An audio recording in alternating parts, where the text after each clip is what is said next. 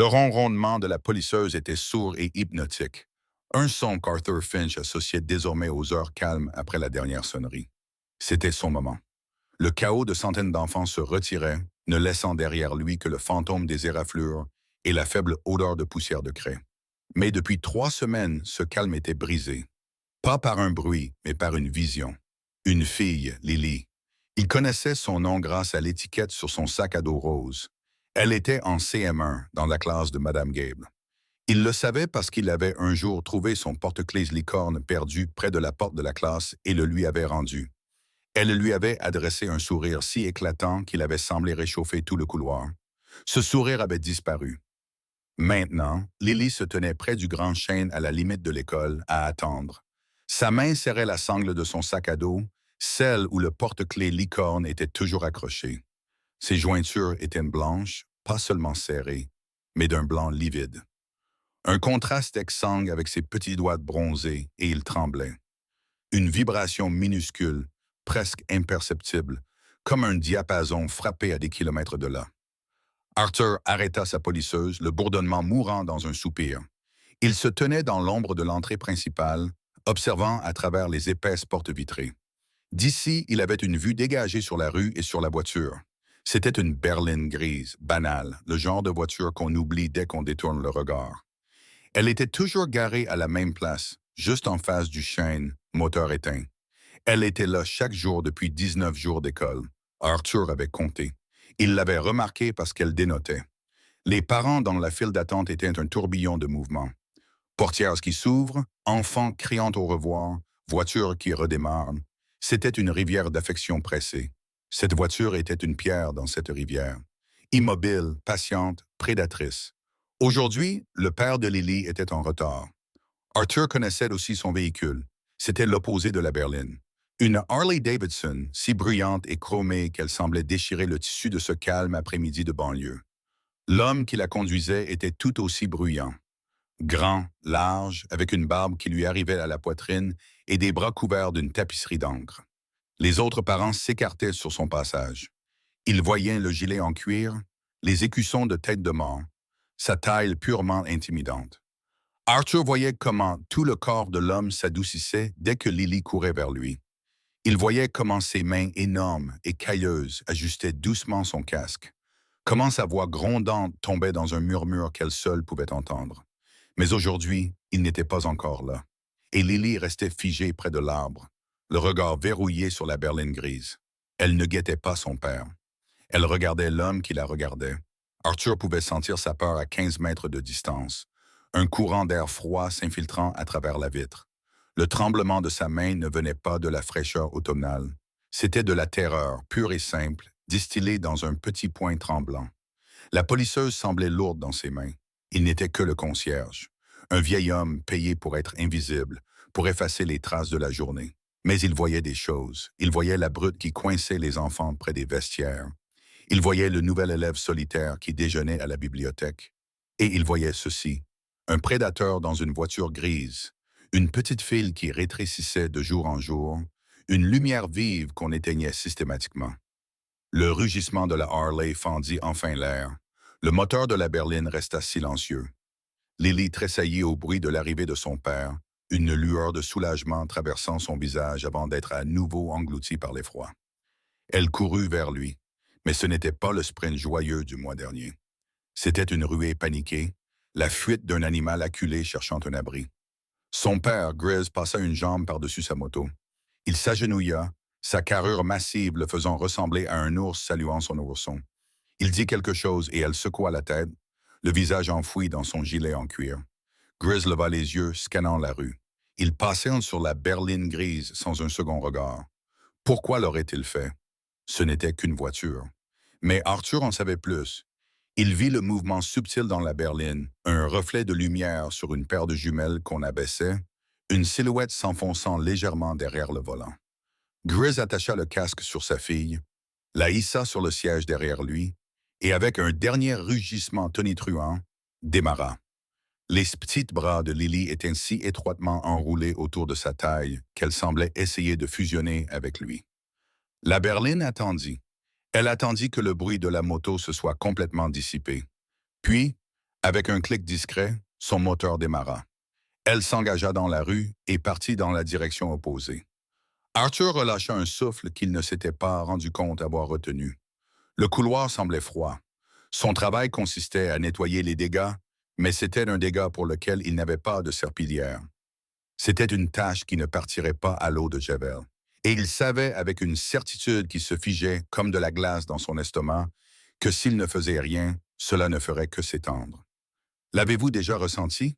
Ce picotement dans la nuque qui vous dit que quelque chose cloche profondément, même quand tout le monde semble ne rien voir. C'est facile à ignorer, de se dire qu'on imagine des choses. Mais et si vous étiez le seul à voir la tempête se préparer? Si cette histoire résonne en vous, cliquez sur le bouton «J'aime» et dites-nous dans les commentaires si vous avez déjà fait confiance à votre instinct. Le lendemain, le schéma se répéta, et le jour suivant, Arthur commença à le chronométrer. La berline arrivait à 14h45, 15 minutes avant la dernière sonnerie. Elle se garait, elle attendait, Lily sortait, trouvait sa place sous le chêne et commençait sa veille tremblante.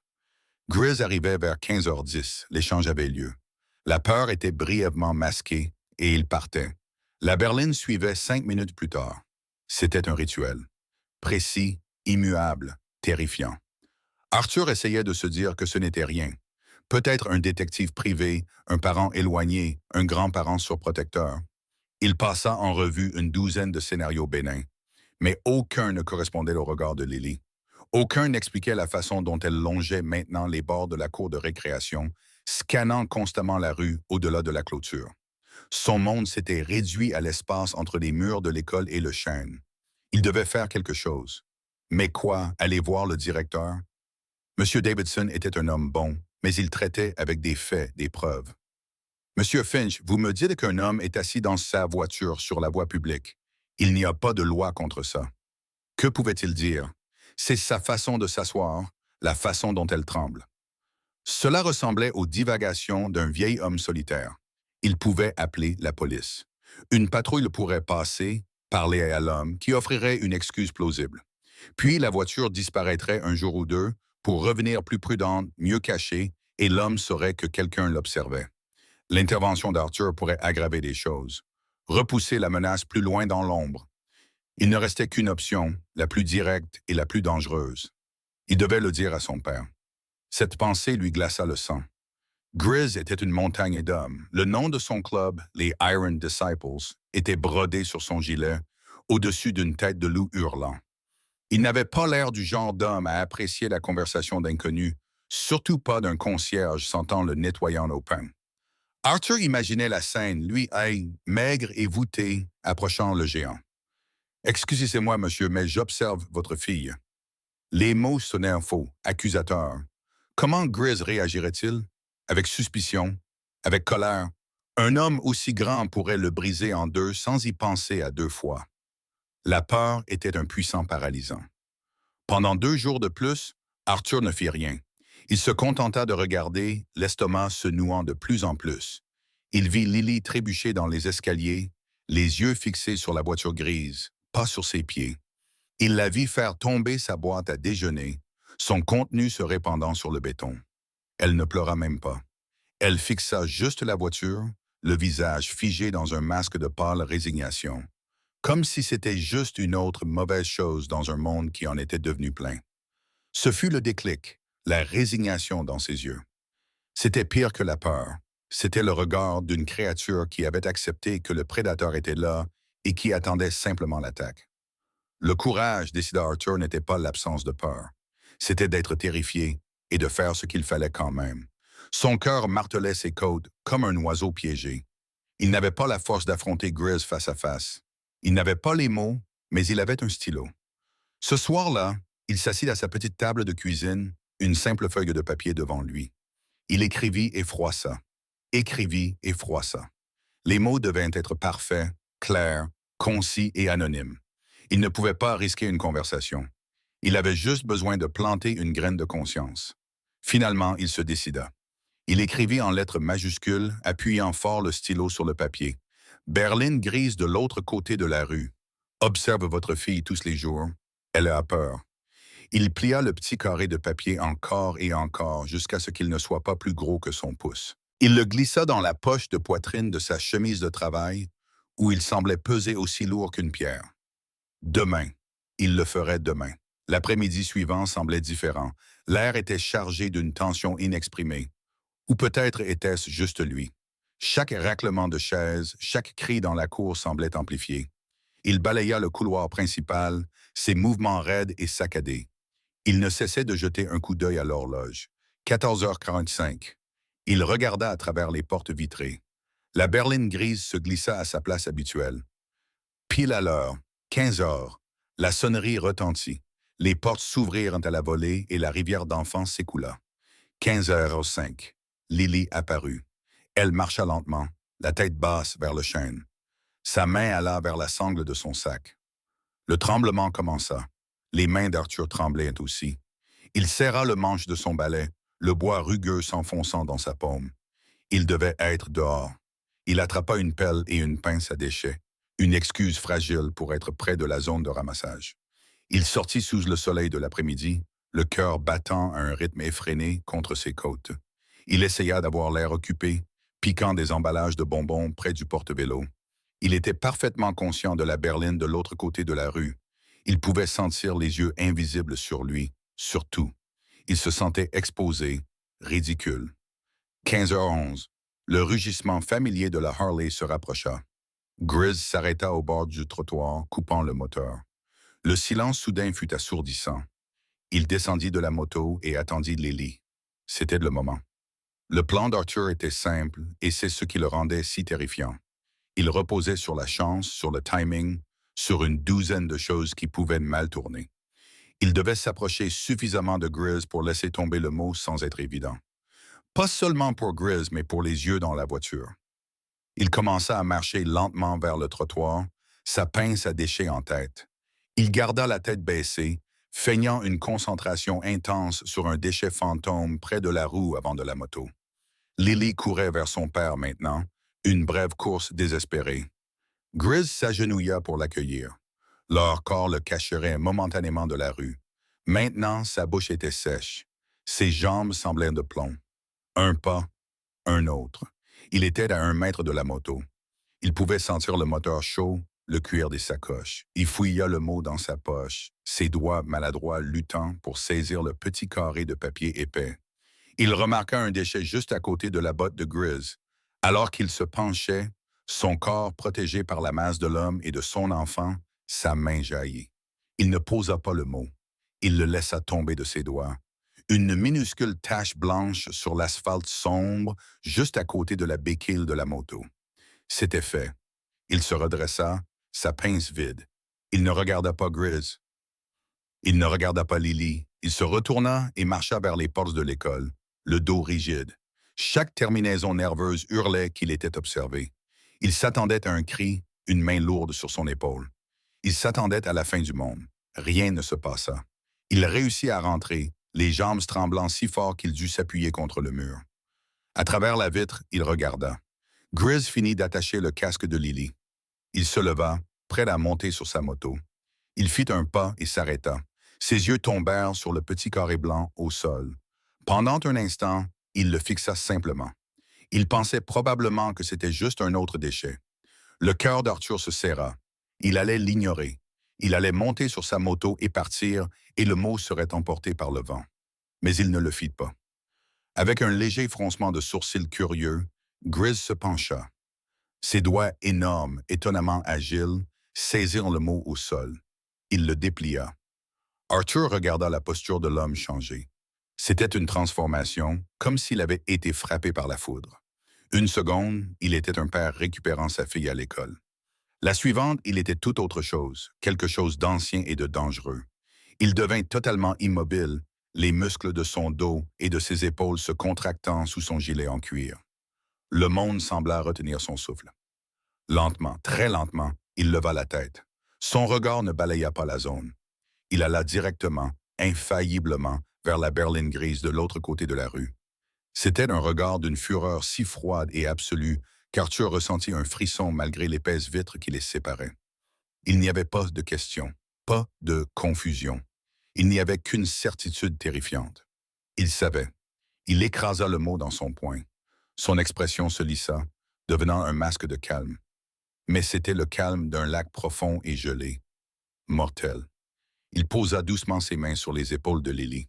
« Hé, ma puce! » Arthur pouvait l'imaginer dire. « Sa voix, un grondement sourd. Changement de plan. On rentre à pied aujourd'hui. » Il ne monta pas sur la moto. Il prit la main de Lily et ils commencèrent à marcher sur le trottoir, s'éloignant de l'école. Il ne se retourna pas. Il n'en avait pas besoin.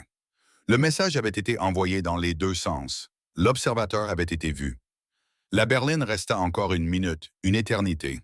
Puis son moteur tourna et elle s'éloigna du trottoir. Pas précipitamment, mais avec une lenteur délibérée qui ressemblait à un serpent enroulé battant en retraite.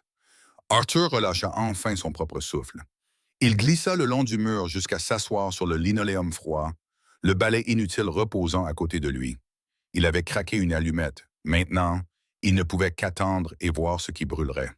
Le lendemain, Arthur arriva au travail avec une boule d'angoisse au ventre. Il avait à peine dormi. Il ne cessait de revoir l'expression sur le visage de Grizz. Il avait voulu avertir l'homme, pas déchaîner un monstre. Il vaqua à ses occupations machinalement, les oreilles à l'affût du moindre bruit. Il s'attendait au rugissement de la Harley à tout moment, au bruit lourd des bottes de moteur venant le chercher dans le couloir, mais la matinée se passa dans un silence sans histoire. À 14h45, il se retrouva à nouveau près des portes vitrées, sentinelle réticente à son poste. Il scanna la rue. La place habituelle en face du chêne était vide. Il ressentit une vague de soulagement si puissante qu'elle lui donna le vertige. C'était fini. L'homme avait été effrayé, mais alors, il la vit. La berline grise était toujours là. Elle avait juste bougé. Elle était garée deux pâtés de maison plus loin, partiellement masquée par une grande haie. Plus patiente, plus prudente. Le soulagement cailla pour redevenir de la peur. Il n'avait pas fait fuir le serpent. Il lui avait juste appris à mieux se cacher. La dernière sonnerie retentit. Lily sortit, ses yeux allant immédiatement vers la place vide où la voiture était habituellement. Une lueur d'espoir traversa son visage, mais elle était fragile. Elle marcha quand même vers le chêne, créature d'habitude, mais son tremblement était moins sévère. Elle espérait. 15h10 arriva, pas de Harley. 15h15, toujours rien. L'espoir de Lily commença à se flétrir visiblement. Elle se serra dans ses bras, sa petite silhouette semblant perdue et seule. Le cœur d'Arthur se brisa pour elle. Grizz l'avait-il abandonné? Avait-il ignoré le mot? Puis un grondement sourd commença. Ce n'était pas le rugissement unique et net de la moto de Grizz. C'était un cœur. Un tonnerre profond et résonnant qui devenait de plus en plus fort, vibrant à travers les semelles des chaussures d'Arthur. Ils arrivèrent dans la rue, non pas une moto, mais 5. Ils se déplaçaient en formation serrée et disciplinée, comme un escadron de bombardiers. Grizz était en tête, le visage dur comme du granit. Les 4 hommes derrière lui étaient tout aussi grands, tout aussi imposants, leurs gilets en cuir formant un uniforme d'intimidation silencieuse. Ils ne s'arrêtèrent pas au bord du trottoir. Ils se déployèrent, occupant toutes les places de parking directement devant l'école, formant un mur de chrome et de cuir. Ils coupèrent leur moteur dans un ensemble presque parfait, et le silence soudain fut plus menaçant que le bruit. Ils ne descendirent pas de leur moto. Ils restèrent simplement assis là. L'un polissait un morceau de chrome sur son guidon. Un autre ajustait ses lunettes de soleil. Ils faisaient une face à la rue. 5 statues silencieuses, un périmètre clair et sans ambiguïté. Grizz fit un signe de tête à Lily. Elle courut vers lui et pour la première fois depuis des semaines, sa course était légère, libre. Elle sauta pratiquement dans ses bras. Il la tint un long moment avant de la reposer et de la confier à un autre moteur qui l'aida doucement à monter dans un sidecar qu'Arthur n'avait pas remarqué auparavant. Grizz lui-même ne bougea pas. Il resta debout à côté de sa moto, les bras croisés sur sa poitrine massive, et il fixa. Son regard n'était dirigé vers rien en particulier. C'était une émission générale, un avertissement. Ce terrain est protégé. De son point d'observation, Arthur pouvait voir la berline 2 pâtés de maisons plus loin. Il pouvait imaginer l'homme à l'intérieur observant ce déploiement de force silencieux et formidable. Ce n'était pas un père paniqué. C'était une démonstration de force organisée, patiente et écrasante. C'était une déclaration qu'il n'y aurait pas de proie facile ici. Pendant 10 minutes, rien ne se passa. C'était un face-à-face immobile. Les moteurs étaient assis. La berline se cachait. Puis, sans fanfare, les feux stop de la voiture grise clignotèrent. Elle sortit de derrière la haie, tourna au coin suivant et disparut. Grizz resta encore 5 minutes, ses yeux scannant la rue vide. Ce n'est que lorsqu'il fut satisfait qu'il passa enfin une jambe par-dessus sa moto. Les 5 moteurs rugirent à l'unisson et les Iron Disciples escortèrent leur plus petite et plus précieuse cargaison à la maison. Le lendemain, la berline avait disparu. Elle avait disparu. Le jour d'après et le jour suivant. Les semaines passèrent, les saisons changèrent, Lily recommença à sautiller. La licorne sur son sac à dos se balançait avec un rythme joyeux. Le sourire éclatant et chaleureux revint sur son visage. Et quand elle voyait Arthur dans le couloir, elle lui en donnait un si plein de lumière qu'il avait l'impression de pouvoir s'y réchauffer les mains. Il pensait que c'était la fin de l'histoire. Il avait joué son rôle anonymement. Il se contentait de redevenir invisible. Un après-midi, un mois plus tard, il finissait son dernier balayage quand il entendit le bruit lourd de bottes derrière lui. Son sang se glaça. Il se tourna lentement. C'était Grizz. Il était seul et il ne portait pas son équipement en cuir. Vêtu d'un simple T-shirt et d'un jean, il n'en avait pas l'air moins intimidant. Il tenait son casque de moto dans une main, le tournant encore et encore. « Vous êtes Arthur, c'est ça? » La voix de Grizz était un grondement sourd. Arthur ne put cocher la tête, la gorge serrée. Grizz fit un pas de plus. Arthur tressaillit instinctivement. Le grand homme s'arrêta, une expression ressemblant à de la douleur traversant son visage. « Je ne suis pas là pour vous faire du mal, » dit-il, sa voix plus douce qu'Arthur ne l'aurait cru possible. « Je suis là pour... » J'essayais de comprendre qui avait laissé le mot. Et puis, je me suis souvenu du concierge qui se penchait juste à côté de ma botte. Il regarda Arthur et pour la première fois, Arthur vit au-delà de la barbe et des tatouages. Il vit les yeux d'un père terrifié. « Vous n'avez pas idée, » dit Grizz, la voix chargée d'émotion. « Vous n'avez pas idée de ce que vous avez fait. Je voyais qu'elle avait peur. Je pensais que c'était des brutes à l'école. Je n'aurais jamais regardé. Je n'aurais jamais vu. » Il fit un autre pas lent en avant et s'arrêta devant Arthur. Il était si grand qu'il bloquait la lumière de la fenêtre du couloir. « La police l'a trouvé, » dit Grizz doucement. « Ils l'ont arrêté dans une autre ville, près d'une autre école, grâce à la plaque d'immatriculation que j'ai relevée ce jour-là. Vous n'avez pas seulement sauvé ma petite fille, Arthur. Dieu seul sait combien vous en avez sauvé. » Les larmes montèrent aux yeux du géant. Il tendit la main, non pas avec un poing, mais avec une main ouverte, et la posa doucement sur l'épaule d'Arthur. Le poids était immense, mais ce n'était pas menaçant. C'était rassurant. « Comment pourrais-je jamais vous rembourser? » demanda Grizz, la voix brisée. « Vous n'avez pas à le faire, » chuchota Arthur, retrouvant sa voix. « Juste la voir sourire à nouveau, c'est suffisant. » Grizz secoua la tête, une larme unique traçant un chemin à travers sa barbe épaisse. « Non, ce n'est pas suffisant. » Il serra doucement l'épaule d'Arthur. « Les Iron Disciples, on prend soin des nôtres. Et vous, vous êtes l'un des nôtres maintenant. Vous êtes de la famille. Si vous avez besoin de quoi que ce soit, vous m'appelez. » Il sortit un portefeuille, en cuir usé de sa poche arrière et tendit une carte à Arthur.